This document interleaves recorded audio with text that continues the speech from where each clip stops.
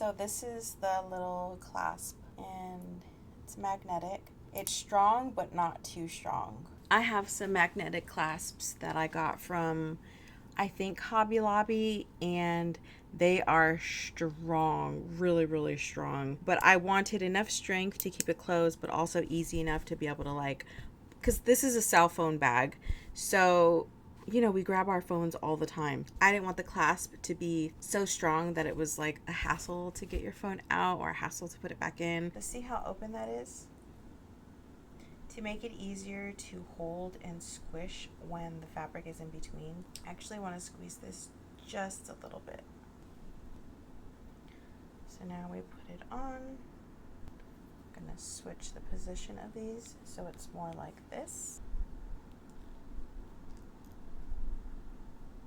Squeeze, squeeze, squeeze, and squeeze. There you go. Yesterday I squeezed this side too hard and this whole thing popped off. So thankfully it has these little, see those little latches?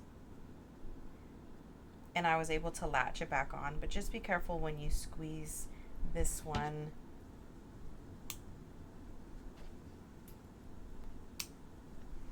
Perfect. So one of the items that I will be putting together are these rubber bracelets.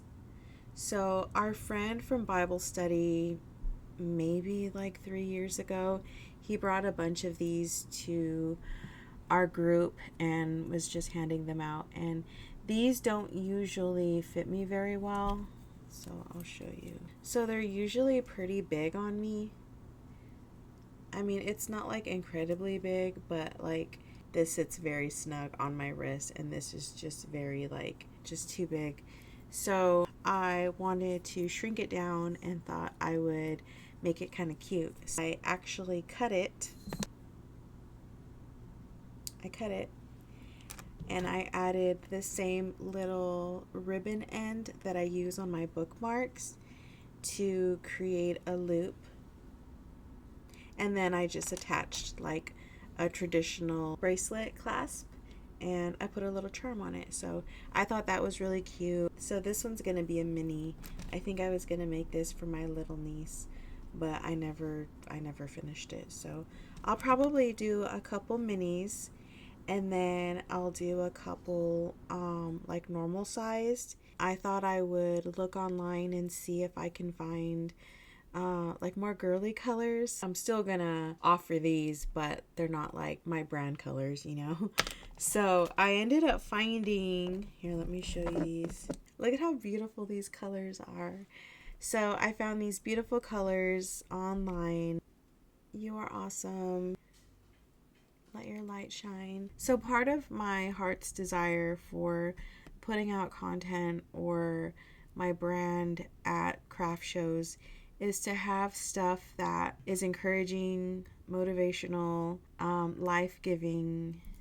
I reference the scripture is Deuteronomy 30:19. I'm reading it out of the NLT. Today I have given you the choice between life and death, between blessings and curses. Now I call on heaven and earth to witness the choice you make. Oh, that you would choose life so that you and your descendants might live. Even now, when I feel like I have a decision to make or I just have thoughts, and I just always think like, okay, Andrea, choose the life-giving thoughts, and I'm not perfect at it all the time, and I still make, because I used to have a really bad habit of like calling myself names, and Steven will call me out even if he's not around and I feel the thought coming, or like I'm about to say or call myself a name. I'll feel it in my spirit, like, don't say it. Yeah, so part of my hope for sharing any DIY videos or any merchandise at my craft show or anything that I see on here, my heart is just to encourage others and just help create momentum for whatever it is that you're meant to do. And whether or not you're a Christian or you don't have any like spiritual beliefs or anything, We all need like a cheerleader. We all need somebody in our corner, just somebody to let you know like you matter and what you do matters, and you were put here on this earth for a reason. I just hope that over time, you know, the little things that I sell or make, that it just brings joy, so that on a dark day, you know, you'd be able to like feel a bit of joy if it's something that you bought from me, or if it's something that you watch on my channel. I want to spark joy and encouragement and be a light and a help wherever I can, in whichever way I can. And for a long time, I felt like just doing crafts wasn't enough. It just didn't feel like it would make a big enough of an impact, but it's what he's called me to use. I'll let him make whatever impact he wants to make, and I'll just be obedient and make stuff. I have all of these bracelets, but none of them are cut. So the pastor's wife of the church we go to, she wears this little bracelet, and I saw it on her like 3 years ago, and I wanted one so bad, and then I just found it, so now I wear mine. But I ended up finding these awesome colors. Look at these colors. I think the size on these are actually small. Like, they actually fit pretty good. Like, that does not need to be altered at all. But I don't want to just put these in a little bag and sell them like this. Like, I want to make them cute. I mean, they are cute, but I wanted to, like, I don't know, make them more cute. I feel like adding a little bit of personality to things makes it unique and cute. So I cut these and I added these clamshell covers with a loop. So can you see it's like a little clamshell? It's curved, and you basically hide the knot of your bracelet in between this, and then the loops help you attach it to your jump ring or your clasp or whatever else you're going to put on here. I thought I would use these, and since they're curved, it can curve on the little ball of the bracelet, and I can make them adjustable. So that's basically how I'll try to sell these to a wider range of people. I think it'd be good to offer bracelets that are different sizes. And I'm going to add a cute little charm. So make them cute. We are going to turn off the camera. I don't know what else I'm going to do. If I do anything productive, then I will turn the camera back on. But if not, I will see you tomorrow. So the items that I have on my list today, I really don't feel like doing them. So one of the products that I'm going to be selling, it is a window cling. I'd come across a note from 2016 of making like some version of these. At the time, I didn't know like what it was going to be exactly. I just made note like some type of clear sticker to put on your mirror and windows and stuff. So look at that. I thought that was really, really cool. I needed this window cling to be printable so that I can put my own quotes or scriptures or like affirmations or anything positive that I had in mind to print and cut and sell those. So I was having a really hard time finding this material, and it's basically just printable plastic. It has to be able to like cling to windows. So I was having a hard time finding it, came across it yesterday. I got super pumped. I got so pumped that I actually opened up my Illustrator file and just started working on the layout and started looking for fonts that I wanted to use. I was working on that for about an hour yesterday, and I just feel in the mood to work on that. So I already started my file, and here, let me open it up. So I already have my quotes going, and so I'm going to do a couple options for people that are not Christians, and I'm going to have normal encouraging quotes that are still going to be life-giving, but I am going to include scriptures or portions of like worship songs that have like really good lyrics. So I love, love, love quotes, and I have always collected quotes over the years. I have quotes like kind of spread out everywhere over the last, I think, like since I was a teenager, I've always had a thing for poems and quotes. I had a lot of really, really good ones. They're just so good, but some of them are kind of long. Yeah, so I'm super excited with how these are coming out. And the colors are going to stay pretty consistent because I love pink and teal, and that's just how it's going to be. But I do have a little bit of black thrown in here. I have a little bit of kind of a shade of like blue teal. So I know teal is like green and blue, but I have like a blue on here and like a little bit of lavender. So what I'm going to do today is create the little cloud bubble. It's going to hug the quote and give my machine something to cut. So I didn't want it to be just like a square. I wanted it to be like curvy, I guess. I will put on a time lapse of just a couple seconds, but I'll probably be working on this for about an hour. So, but to y'all, it will only be like 3 seconds because I'm sure y'all would get bored just watching me do bubbles around this stuff. So,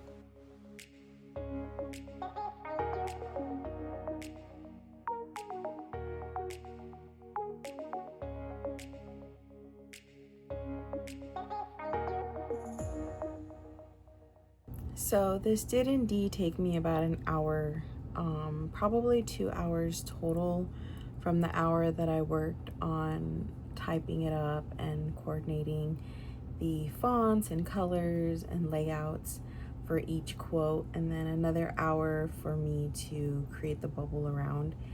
So I was trying to think of like an easier way to be able to create the bubble around, because I feel like for 8 quotes, it's not too bad, but I'm gonna be doing a whole sheet of like small little quotes, and I feel like that will just take me forever.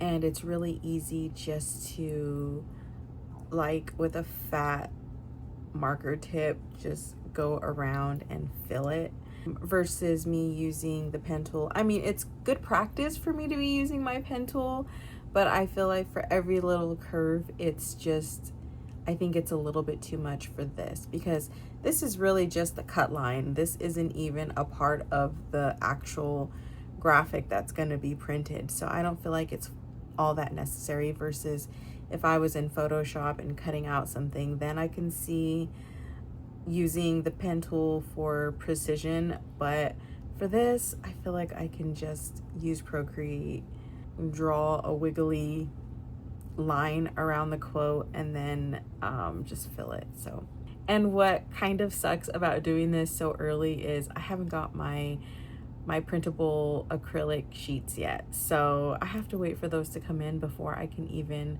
print these out and see what they look like. But at least I'm getting these started, and they'll be majority ready to go by the time the material gets here. Today I also wanted to try to edit some of the footage I have for this week. Yeah, so maybe I can actually edit that. I do have footage from over a month ago when I was trying to start vlogging, and I never edited. I think I only vlogged like one day. I'm curious how the quality of audio is going to be right now. So currently I am using a Yeti mic. I'll put a picture here so you can see what it is. Steven got that for me last year. He surprised me with it. It's great. It works amazing, but it's a stationary mic. So it works well if I'm just sitting here talking directly to the camera, or if I'm doing like a full sit down. But if I'm moving around, and even right now that I'm sitting down, when I'm moving, the mic won't fully pick up. So I'm curious how the last couple days have been.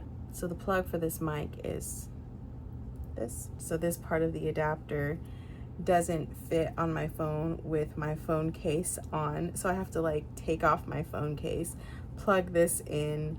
It's just a little annoying. And I do have lapel mics, but they are for the old iPhone plug and not a USB-C. So that kind of sucks because I hardly got to use those. They were really cheap. They were maybe $10 or $12 on Amazon, and it wasn't the best mic anyway. It was just, I was trying to like get started doing YouTube videos and trying to get equipment and not having like a lot of money to get stuff with, so I ended up getting some pretty cheap stuff. But I've had my eye on some mics and they have gone on sale, so I went ahead and got those yesterday. So those should be here sometime next week. So until then, I am using my phone and my Yeti. So this clip will probably sound a little different, which is kind of annoying in videos, but is what it is, and we'll try to make all the other clips as consistent. This is like the only clip that I haven't like plugged it in. I took off my case earlier and I put it back on, and now I don't want to take it off again. So I'm gonna turn off the video for now because I feel a little bit stuck and I don't know what to do next. So I don't know. We'll see.